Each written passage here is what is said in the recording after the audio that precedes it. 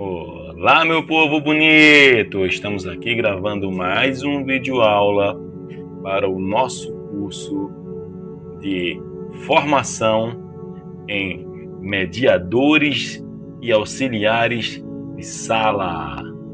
Então, estamos aqui com essa matéria muitíssimo importante, né? É uma matéria, no meu ponto de vista, como sou apaixonado pela neurociência, é uma das principais matérias, né?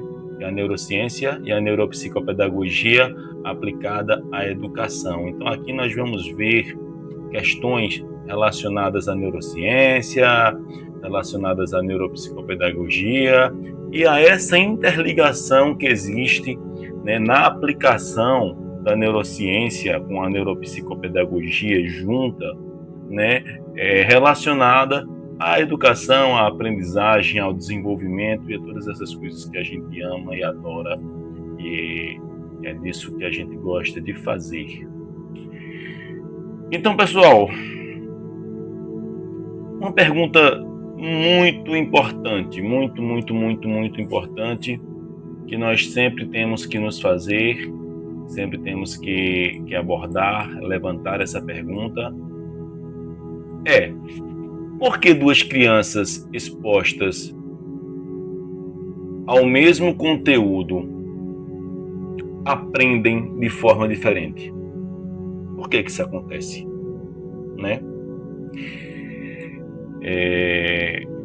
Como eu costumo dizer, cada ser humano, ele é muito único, ele é único.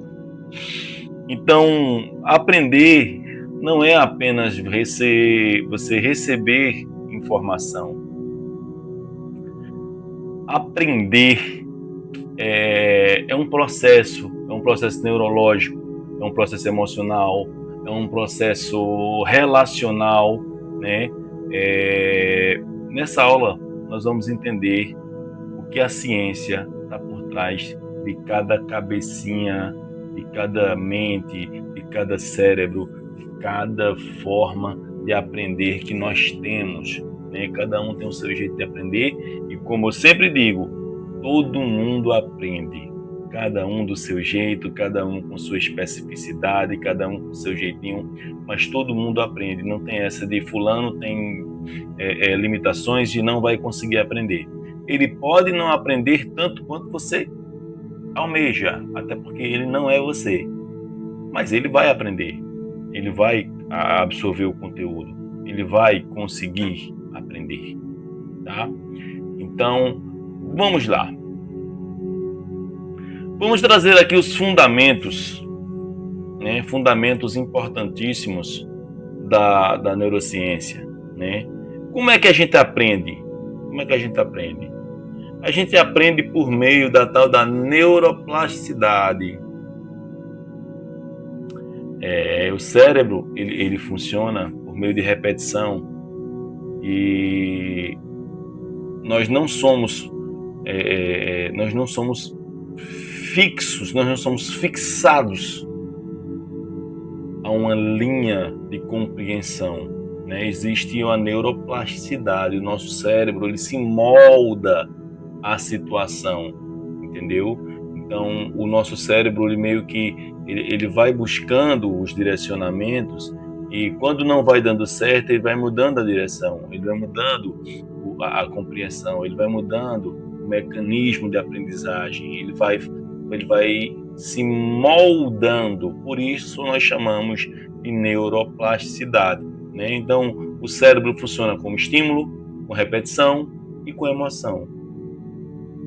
Por isso que nós temos que dar muito carinho, nós temos que dar muita atenção quando nós vamos estar ali mediando, quando nós estamos num processo terapêutico, quando nós estamos num processo pedagógico, porque o nosso cérebro ele funciona com a neuroplasticidade e a neuroplasticidade, ela para funcionar, ela precisa sim de estímulos adequados. Então nós trazemos aqui os 3 pilares fundamentais: a atenção, a memória e a emoção. O que é a atenção?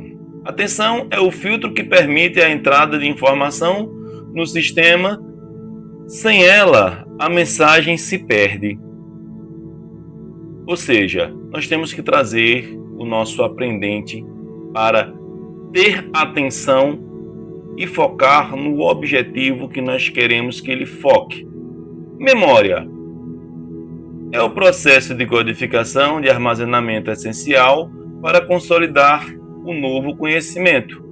Ou seja, nós temos que trazer uma forma com que ele memorize para que ele possa, através dessa memorização, armazenar de forma sólida aquela informação. E a emoção, onde é que entra? É o motor da aprendizagem. A emoção é dita o que é relevante e digno de ser lembrado. Ou seja, se você explicar de forma técnica, mas sem nenhuma emoção, sem nenhum carinho, sem nenhum jeitinho específico, sabe? Às vezes até a forma de olhar, a forma o tom da palavra, ele muda muito. Vamos lá, por exemplo, eu gosto de você. Olha, sou legal, né? E se eu disser, eu gosto de você, já mudou. Eu gosto de você. Olha, vocês estão entendendo que é a mesma frase. Então aí onde entra a emoção.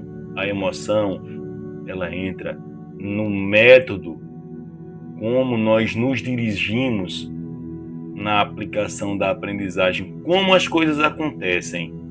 As palavras em si, elas significam o mínimo.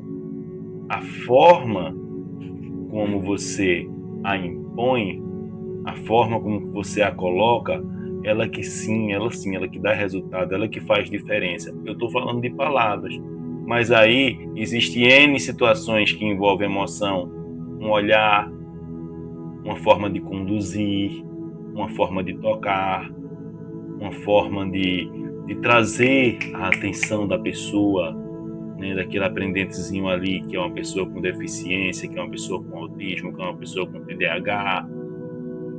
Né? Então, existe toda essa diferença e esses três pilares, eles têm que andarem juntos, eles têm que serem trabalhados de forma conjunta para que eles tenham efetividade de verdade. Além dos três pilares, eu trouxe aqui para vocês, vamos falar aqui um pouquinho da ciência e a sala de aula, né? A neuropsicopedagogia. Pouca gente sabe o que é de verdade a neuropsicopedagogia. Então, vamos primeiro para o conceito e o foco do que é a neuropsicopedagogia. Vou diminuir o tamanho do meu rosto aqui para facilitar um pouquinho mais a nossa leitura, tá? Então, veja só. Conceitualmente falando, é a área que integra educação, psicologia e neurociência. Compreender como o aluno aprende, identificar por que ele não está aprendendo, focar em dificuldades e transtornos da aprendizagem, respeitar o ritmo individual de desenvolvimento. Cada um tem sua velocidade, cada um tem seu tempo, cada um tem seu ritmo, né? Então aqui nós entramos no campo ensinar versus mediar, né? Ensinar, transmitir conteúdo, focar no currículo. Mediar é adaptar o caminho e a ferramenta e intervir pedagogicamente com base no funcionamento cerebral do aluno. Nosso papel é mais de mediador, que transmitir do que de transmissor, né? Então, o nosso papel é mais de mediador do que de transmissor. Porque, na verdade, como eu sempre repito, os mediadores, nós somos pontes entre o conhecimento e o buscador do conhecimento, e o adquirente de conhecimento.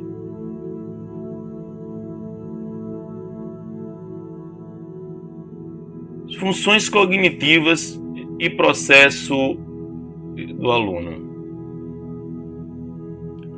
Bom, nós trazemos aqui tipo 1, filtro 1 e filtro 2. Né? O educador precisa saber qual atenção está sendo exigida.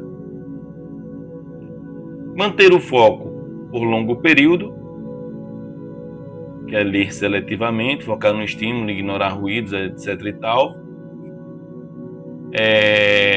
Alternada com trocar o foco rapidamente, escrever e ouvir o professor. Filtro 2. Caminho para o aprendizado consolidado, curto prazo, segurar informação temporária, processar a informação na hora de fazer o cálculo mental e armazenar para uso futuro, consolidar a tabuada, por exemplo. Gente,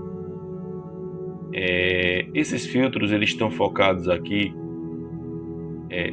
em ser sustentável, em ser seletivo, em ser alternado, e no filtro 2 curto prazo, trabalho e longo prazo, tá? Então veja só, o que é sustentável? Né? Trocando em miúdos, ser sustentável é manter o foco a longo prazo. Né? Ler um livro, mas ele não é leitor. Seguir uma sequência lógica, seguir a sequência da historinha, seguir a sequência do pareamento, seguir a sequência da montagem, seguir a sequência da pintura, seguir a sequência da ligação entre os semelhantes. Né? Seletividade, onde fala aqui em focar no estímulo e ignorar ruídos, é justamente isso. Essa prática ela vai treinar o cérebro a focar em um ponto. Tá? Não importa, o mundo pode estar se acabando. O treino vai ser, vamos prestar atenção nisso aqui. E aí ele vai focar num ponto específico. Isso aí serve até para nós mesmos, em nível de concentração, de estudo, de trabalho, de tudo. Se nós praticarmos focar em um ponto, o mundo pode se acalmar ao nosso redor, que não vai atingir nossa atenção, nossa concentração. Tá? Alternada. Quando você consegue trocar o foco rapidamente. Quando você consegue, por exemplo, mexer no celular e ao mesmo tempo conversar com a pessoa que está mexendo no celular. Quando você consegue ouvir o que uma pessoa está falando e escrevendo o que está no quadro. Tá? Enquanto, por exemplo, e o que é que a gente coloca isso em prática na prática pedagógica, Andrelino? Por exemplo, ele está fazendo uma atividade em que ele está muito concentrado. Então, você já conseguiu atingir o primeiro estágio do filtro, foi fazer ele ficar concentrado. Então, o segundo estágio seria... você atingiu o primeiro e o segundo estágio, né? Que é ele focar e estudar ali, ou fazer uma atividade ali, independente de ruído ou não. Então, o último estágio seria ele estar fazendo aquela atividade que você passou e você conversar com ele te responder, ele participar da conversa de forma funcional durante o processo em que ele está desenvolvendo aquela atividade. Então aí a gente fecha esse filtro 1, que é o tipo de atenção. E o tipo de memória? Como é que a gente fecharia esse filtro? Memória a curto prazo. Segura informações temporariamente. Então, você pode trabalhar com imagens, com textos, com números, com cálculos, e em seguida trocar a atividade.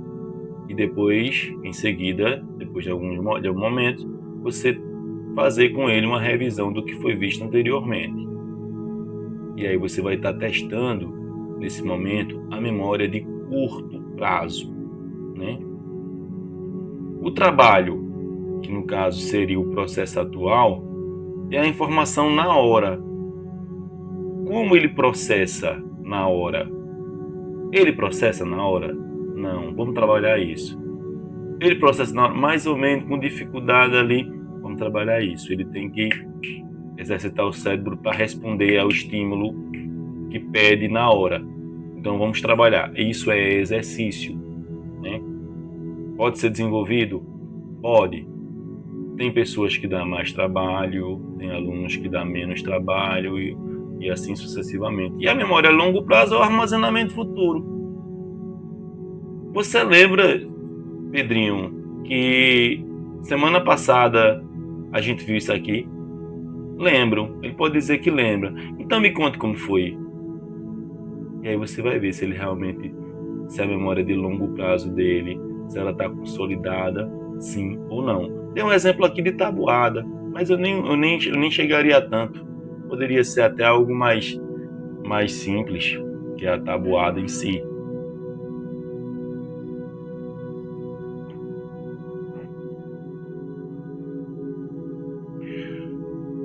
Funções executivas, o gerente do cérebro. O tripé da regulação. Quem é o tripé da regulação? É o planejamento, o controle inibitório e a flexibilidade cognitiva. Então, planejamento, pensar à frente, organizar as etapas. O controle inibitório, respeitar a vez, não responder. Tipo, eu respeito o seu momento de falar, eu respeito a explicação do professor sem responder antes. É o controle inibitório. Geralmente, quando a gente tem hiperatividade ou pensamentos acelerados, que é uma associação também da hiperatividade, pensamentos hiperativos, a gente costuma, fulano está falando e você fica completando o que ele vai falar. Antes dele terminar de falar, você vai querendo adivinhar ali o que ele vai dizer, né? Então, nós devemos exercitar o controle inibitório. O controle inibitório é saber ouvir, saber esperar a sua vez e não responder antecipadamente, né? Respeitar a sua vez e não responder impulsivamente. A flexibilidade cognitiva é mudar a estratégia e aceitar um novo ponto de vista. Isso é um problema até com os adultos neurotípicos. É complicado. Quando se fala de mudar de estratégia e aceitar novos pontos de vista, todo mundo bate no peito e diz ter humildade para isso. Mas, na verdade, gente, essa é uma das funções executivas do nosso cérebro muito difícil. Muito difícil. De repente, você chega para contar a um projeto seu a alguém, para falar de alguma coisa, e a pessoa diz, tá lindo, tá perfeito, tá maravilhoso, tá jóia, tá bom demais, tal. Mas, é quando a pessoa fala mais, pronto. Acabou-se o mundo. Todo o elogio que a pessoa fez foi-se embora. Você só vai focar no mais e no que a pessoa vai dizer daí por diante. Mas eu ajustaria tal coisa. Já disse que não prestou. Ele não disse que não prestou. Mas o foco tá em não aceitar um novo ponto de vista. Ou não aceitar que alguém tem uma outra ideia melhor do que a sua, ou que alguém pode ajustar, ou que a sua ideia não é perfeita. Então, o nosso gerente do cérebro, das funções executivas, né? Planejamento, controle inibitório, flexibilidade cognitiva. Aqui está trazendo um exemplo prático, e diz o seguinte: a criança que não para quieta na roda de leitura pode não ter um problema de comportamento, mas sim uma dificuldade na autorregulação devido a uma função executiva imatura do controle inibitório. Ou seja, o fato de não parar quieto pode ser que não seja um problema de comportamento, e sim uma dificuldade na autorregulação. E geralmente dificuldade na autorregulação, geralmente, eu não estou dizendo sempre, fica ligado aí. Geralmente, dificuldade na autorregulação está associada a algum tipo de transtorno. Tá? Então, não é porque ele é mal comportado. Às vezes ele tem a necessidade de autorregular, e a forma como ele consegue se autorregular muitas vezes é por meio daquela agitação ali. Então temos que ter estratégia para usar essa energia de uma forma positiva e ter paciência, que quando usarmos a estratégia correta, ele vai se autorregular e vai sim dar certo. Vai dar super certo.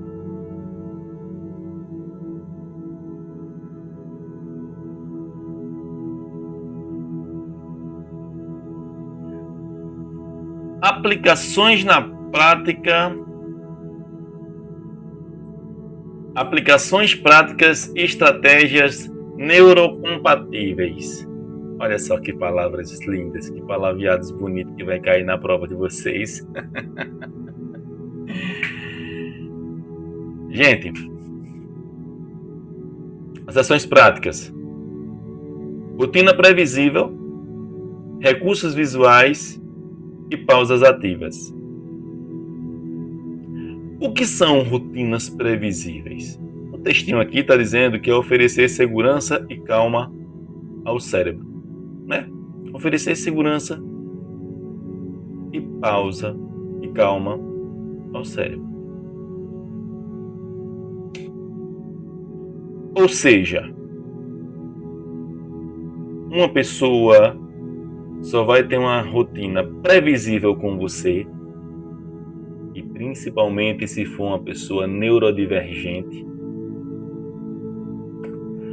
se ela tiver confiança, se ela tiver segurança e se ela tiver neuroconectada a você.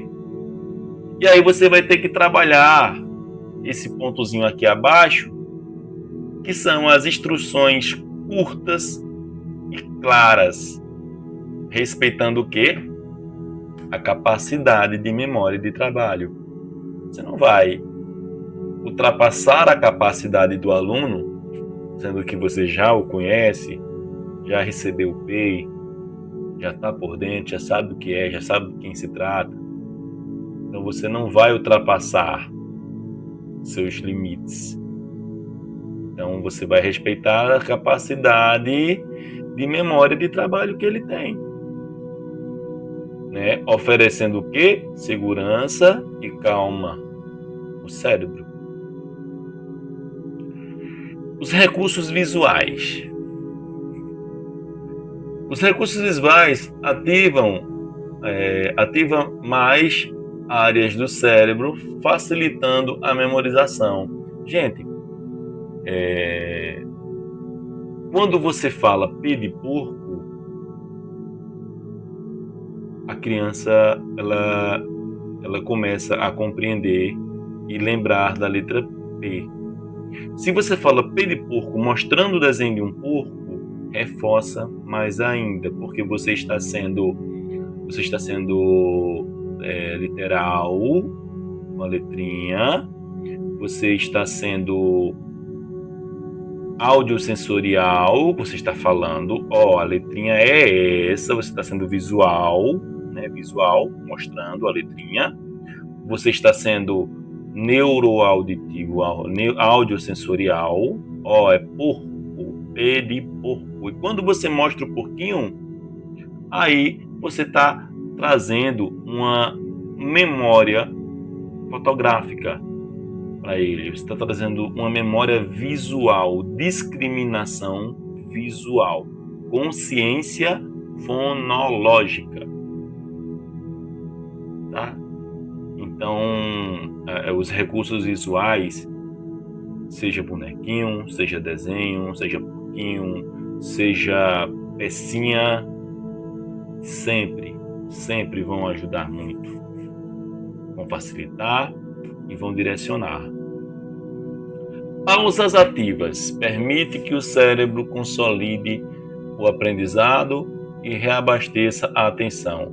Quem teve na primeira aula, na aula inaugural, viu que eu falei a respeito do intervalo do COF e disse que era de propósito, que era para melhor absorção e melhor consolidação de reter aquela informação que a gente teve até o intervalo. A gente fez uma atividade, deu um intervalo e o resultado da atividade eu pedi para que só fosse depois do coffee, depois do nosso lanche. Por quê? Justamente para que tivéssemos um tempo para consolidar, para amadurecer toda aquela informação que nós tivemos. Então, sempre que puder, inicie algo, chegue até determinado ponto, deixe algo para o pós-recreio, para o pós-intervalo, porque esse intervalo vai servir de solidificação e de consolidação de informação. É uma pausa ativa. Mas aí o tempo do meu aluno é um pouco diferente. Ele precisa de mais pausas ativas. Então, dê mais pausas ativas a ele. Dê mais pausas ativas a ele para que ele possa, sim, consolidar melhor cada procedimento, cada atividade, cada aula, cada assunto, cada estratégia que você estiver abordando com ele, né?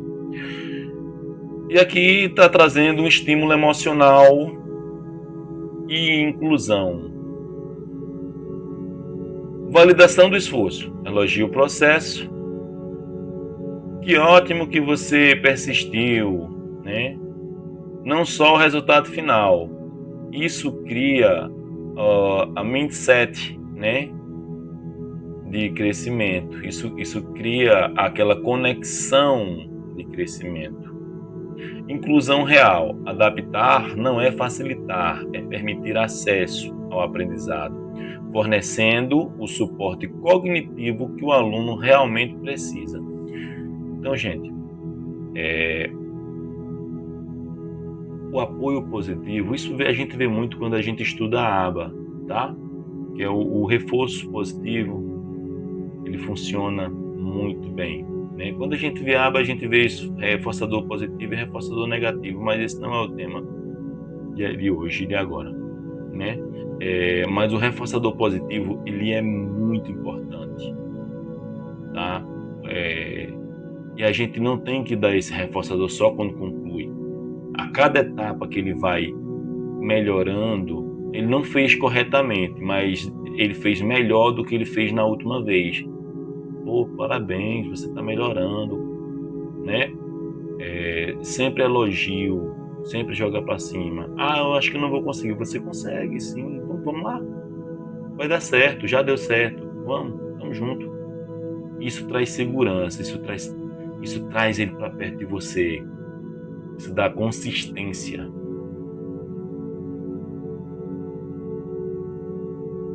E aqui nós temos o nosso último slide, que nos fala, eu vou me esconder aqui, que nos fala o seguinte: deixe de rotular, comece a acolher.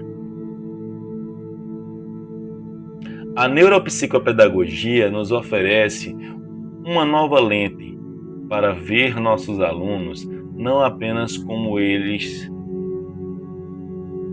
não conseguem fazer, mas sobre a forma que o cérebro deles pode acessar o conhecimento.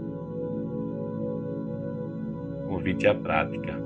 Pergunte menos o que ele tem e mais o que ele precisa. Para finalizar, gente, eu gostaria de dizer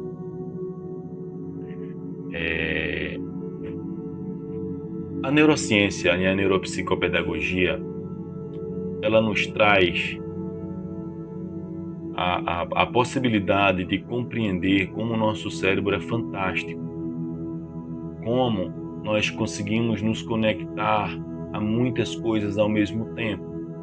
Nesse momento que eu estou gravando, eu me vejo aqui pela tela da câmera, eu vejo que atrás de mim, ao mesmo tempo, eu estou vendo que tem a tela dos carrinhos da coleção de Hot Wheels do meu filho. Estou vendo também o slide na tela. Não estou olhando para a luz, mas sei que estou sentindo, minha visão periférica sente a luz nos meus olhos. Estou sentindo também o ventinho do ar-condicionado. Então a gente ao mesmo tempo consegue sentir várias coisas ao mesmo tempo e observar várias coisas ao mesmo tempo.